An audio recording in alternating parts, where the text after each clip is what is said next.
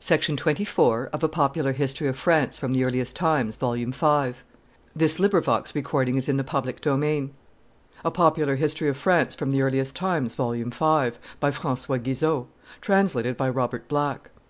Chapter 39. Louis XIII., Cardinal Richelieu and the Provinces, Part I. The story has been told of the conspiracies at court and the repeated checks suffered by the great lords in their attempts against Cardinal Richelieu. With the exception of Languedoc, under the influence of its governor, the Duke of Montmorency, the provinces took no part in these enterprises; their opposition was of another sort, and it is amongst the Parliaments chiefly that we must look for it. "The king's cabinet and his bedtime business (petit coucher) cause me more embarrassment than the whole of Europe causes me," said the cardinal in the days of the great storms at court.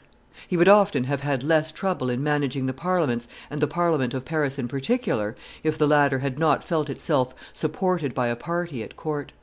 For a long time past, a pretension had been put forward by that great body to give the king advice, and to replace towards him the vanished states general. "We hold the place in council of the princes and barons, who from time immemorial were near the person of the kings," was the language used, in 1615, in the representations of the Parliament, which had dared, without royal order, to summon the princes, dukes, peers, and officers of the crown to deliberate upon what was to be done for the service of the king, the good of the state, and the relief of the people. This pretension on the part of the Parliaments was what Cardinal Richelieu was continually fighting against. He would not allow the intervention of the magistrates in the government of the state. When he took the power into his hands, 9 parliaments sat in France: Paris, Toulouse, Grenoble, Bordeaux, Dijon, Rouen, Aix, Rennes, and Pau. He created but one, that of Metz, in 1633, to sever in a definitive manner the bonds which still attached the 3 bishoprics to the Germanic empire. Trials at that time were carried in the last resort to Spires. Throughout the history of France we find the Parliament of Paris bolder and more enterprising than all the rest; and it did not belie its character in the very teeth of Richelieu.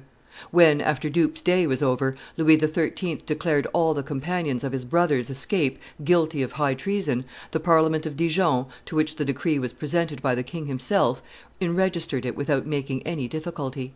All the other Parliaments followed the example; that of Paris alone resisted, and its decision on the 25th of April contained a bitter censure upon the cardinal's administration. On the 12th of May the decision of that Parliament was quashed by a decree of the royal council, and all its members were summoned to the Louvre. On their knees they had to hear the severe reprimand delivered by Chateauneuf, keeper of the seals; and 1 president and 3 councillors were at the same time dismissed. When the Parliament, still indomitable, would have had those magistrates sit in defiance of the royal order, they were not to be found in their houses; the soldiery had carried them off. The trial of Marshal Marillac, before a commission, twice modified during the course of proceedings, of the Parliament of Dijon, was the occasion of a fresh reclamation on the part of the Parliament of Paris; and the king's ill humor against the magistrates burst forth on the occasion of a commission constituted at the Arsenal to take cognizance of the crime of coining. The Parliament made some formal objections. The king, who was at that time at Metz with his troops, summoned President Seguier and several councillors. He quashed the decree of the Parliament. "You are only constituted," said he, "to judge between Master Peter and Master John, or between John Doe and Richard Roe. If you go on as at present, I will pare your nails so close that you'll be sorry for it." 5 councillors were interdicted, and had great trouble in obtaining authority to sit again. So many and such frequent squabbles, whether about points of jurisdiction or about the registration of edicts respecting finances, which the Parliament claimed to have the right of looking into, caused between the king, inspired by his minister, and the Parliament of Paris an irritation which reached its height during the trial of the Duke of La Valette, 3rd son of the Duke of Epernon, accused, not without grounds, of having caused the failure of the siege of Fontarabia from jealousy towards the Prince of Conde. The affair was called on before a commission composed of dukes and peers, some councillors of state, and some members of the Parliament, which demanded that the duke should be removed to its jurisdiction. "I will not have it," answered the king; "you are always making difficulties; it seems as if you wanted to keep me in leading strings; but I am master, and shall know how to make myself obeyed. It is a gross error to suppose that I have not a right to bring to judgment whom I think proper and where I please." the king himself asked the judges for their opinion. Isambert, Recueil des anciennes lois françaises. "Sir," replied Councillor Pinon, dean of the Grand Chamber, "for 50 years I have been in the Parliament, and I never saw anything of this sort. M. de La Valette had the honor of wedding a natural sister of your Majesty, and he is, besides, a peer of France. I implore you to remove him to the jurisdiction of the Parliament." "Your opinion," said the king curtly. "I am of opinion that the Duke of La Valette be removed to be tried before the Parliament." "I will not have that; it is no opinion." "Sir, removal is a legitimate opinion." "Your opinion on the case," rejoined the king, who was beginning to be angry. "If not, I know what I must do." President Bellievre was even bolder. "It is a strange thing," said he to Louis XIII.'s face, "to see a king giving his vote at the criminal trial of one of his subjects. Hitherto, kings have reserved to themselves the rights of grace, and have removed to their officers' province the sentencing of culprits. Could your Majesty bear to see in the dock a nobleman who might leave your presence only for the scaffold? It is incompatible with kingly majesty." "Your opinion on the case," bade the king. "Sir, I have no other opinion." The Duke of La Valette had taken refuge in England; he was condemned and executed in effigy. The attorney general, Matthew Mold, "did not consider it his business to carry out an execution of that sort," and recourse was obliged to be had to the lieutenant governor of convicts at the Chatelet of Paris. The cup had overflowed, and the cardinal resolved to put an end to an opposition which was the more irritating inasmuch as it was sometimes legitimate. A notification of the king's, published in 1641, prohibited the Parliament from any interference in affairs of state and administration. The whole of Richelieu's home policy is summed up in the preamble to that instrument, a formal declaration of absolute power concentrated in the hands of the king. "It seemeth that, the institution of monarchies having its foundation in the government of a single one, that rank is, as it were, the soul which animates them and inspires them with as much force and vigor as they can have short of perfection. But as this absolute authority raises states to the highest pinnacle of their glory, so, when it happens to be enfeebled, they are observed, in a short time, to fall from their high estate. There is no need to go out of France to find instances of truth. The fatal disorders and divisions of the League, which ought to be buried in eternal oblivion, owed their origin and growth to disregard of kingly authority Henry the Great, in whom God had put the most excellent virtues of a great prince, on succeeding to the crown of Henry III., restored by his valor the kingly authority which had been, as it were, cast down and trampled under foot. France recovered her pristine vigor, and let all Europe see that power concentrated in the person of the sovereign is the source of the glory and greatness of monarchies, and the foundation upon which their preservation rests. We, then, have thought it necessary to regulate the administration of justice, and to make known to our Parliaments what is the legitimate usage of the authority which the kings, our predecessors, and we have deposited with them, in order that a thing which was established for the good of the people may not produce contrary effects, as would happen if the officers, instead of contenting themselves with that power which makes them judges in matters of life and death and touching the fortunes of our subjects, would fain meddle in the government of the state which appertains to the prince only." The cardinal had gained the victory. Parliament bowed the head; its attempts at independence during the Fronde were but a flash, and the yoke of Louis XIV. Became the more heavy for it. The pretensions of the magistrates were often foundationless. The restless and meddlesome character of their assemblies did harm to their remonstrances; but for a long while they maintained, in the teeth of more and more absolute kingly power, the country's rights in the government, and they had perceived the dangers of that sovereign monarchy which certainly sometimes raises states to the highest pinnacle of their glory, but only to let them sink, before long, to a condition of the most grievous abasement. Though always first in the breach, the Parliament of Paris was not alone in its opposition to the cardinal.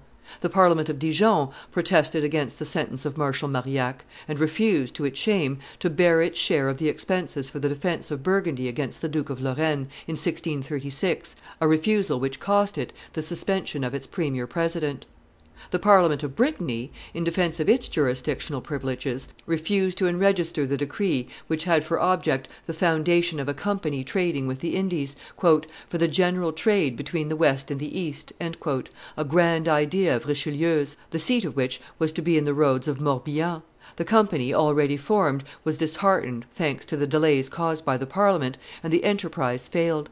The Parliament of Grenoble, fearing a dearth of corn in Dauphiny, quashed the treaties of supply for the army of Italy at the time of the second expedition to Mantua; it went so far as to have the dealers' granaries thrown open, and the superintendent of finance, D'Emery, was obliged to come to terms with the deputies of Dauphiny, "in order that they of the Parliament of Grenoble, who said they had no interests but those of the province, might have no reason to prevent for the future the transport of corn," says Richelieu himself in his Memoires. The Parliament of Rouen had always passed for one of the most recalcitrant. The province of Normandy was rich, and consequently overwhelmed with imposts, and several times the Parliament refused to enregister financial edicts which still further aggravated the distress of the people. In 1637 the king threatened to go in person to Rouen and bring the Parliament to submission, whereat it took fright, and enregistered decrees for 22 millions. It was, no doubt, this augmentation of imposts that brought about the revolt of the Nu-pieds, or barefoots, in 1639. Before now, in 1624 and in 1637, in Perigord and Rouergue, two popular risings of the same sort, under the name of croquants, or paupers, had disquieted the authorities, and the governor of the province had found some trouble in putting them down. The Nu-pieds were more numerous and more violent still. From Rouen to Avranches all the country was ablaze. At Coutances and at Vire, several monopoliers and gabeleurs, as the fiscal officers were called, were massacred. A great number of houses were burned, and most of the receiving offices were pulled down or pillaged. Everywhere the army of suffering, or armée de souffrance, the name given by the revolters to themselves, made appeal to violent passions. Popular rhymes were circulated from hand to hand in the name of General Nu-pieds, or Barefoot, an imaginary personage whom nobody ever saw. Some of these verses are fair enough: "Dear land of mine, thou canst no more. What boots it to have served so well? For see, thy faithful service bore this bitter fruit, the cursed gabelle. Is that the guerdon earned by those who succored France against her foes, who saved her kings, upheld her crown, and raised the lilies trodden down, in spite of all the foe could do, in spite of Spain and England too? Recall thy generous blood, and show, that all posterity may know, Duke William's breed still lives at need. Show that thou hast a heavier hand Than erst came forth from northern land. A hand so strong, a heart so high, These tyrants all shall beaten cry, From Normans and the Norman race, Deliver us, O God of grace." The tumult was more violent at Rouen than anywhere else, and the Parliament energetically resisted the mob. It had sent two councillors as a deputation to Paris to inform the king about the state of affairs. "You may signify to the gentlemen of the Parliament of Rouen," said Chancellor Seguier, in answer to the delegates, "that I thank them for the trouble they have taken on this occasion. I will let the king know how they have behaved in this affair. I beg them to go on as they have begun. I know that the Parliament did very good service there." In fact, several councillors, on foot in the street and in the very midst of the revolters, had, at the peril of their lives, defended Le Tellier de Tourneville, receiver general of gables, and his officers, whilst the whole Parliament, in their robes, with the premier president at their head, perambulated Rouen, amidst the angry mob, repairing at once to the points most threatened, insomuch that the presidents and councillors were "in great danger and fear for their skins." Histoire du Parlement de Normandie, by M. Floquet. It was this terror, born of tumults and the sight of an infuriated populace, which, at a later period, retarded the Parliament in dealing out justice, and brought down upon it the wrath of the king and of the cardinal.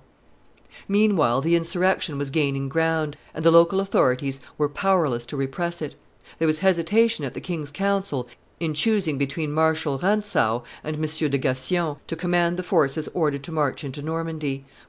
"That country yields no wine," said the king; "that will not do for Rantzau, or be good quarters for him." And they sent Colonel Gassion, not so heavy a drinker as Rantzau, a good soldier and an inflexible character.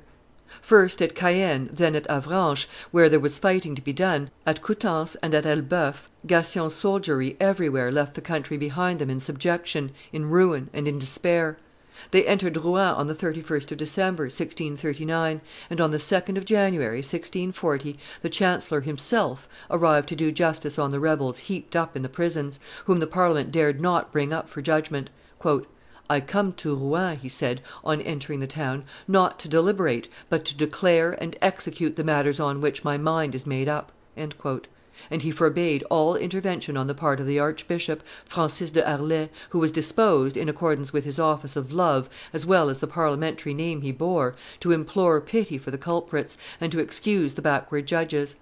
The chancellor did not give himself the trouble to draw up sentences. "The decree is at the tip of my staff," replied Picot, captain of his guards, when he was asked to show his orders. The executions were numerous in Higher and Lower Normandy, and the Parliament received the wages of its tardiness. All the members of the body, even the most aged and infirm, were obliged to leave Rouen. A commission of 15 councillors of the Parliament of Paris came to replace provisionally the interdicted Parliament of Normandy; and when the magistrates were empowered at last to resume their sitting, it was only a 6 months' term; that is, the Parliament henceforth found itself divided into 2 fragments, perfect strangers one to the other, which were to sit alternately for 6 months. "A veritable thunderbolt for that sovereign court, for by the 6 months' term," says M. Floquet, "there was no longer any Parliament, properly speaking, but 2 phantoms of parliaments, making war on each other, whilst the government had the field open to carve and cut without control."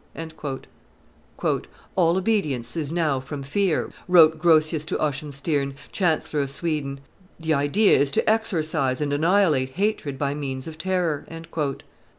"This year," wrote an inhabitant of Rouen, "there have been no New Year's presents (étrennes), no singing of the king's drinking song (le roi boite) in any house; little children will be able to tell tales of it when they have attained to man's estate; for never, these 50 years past, so far as I can learn, has it been so." [Journal de l'Abbe de la Rue.]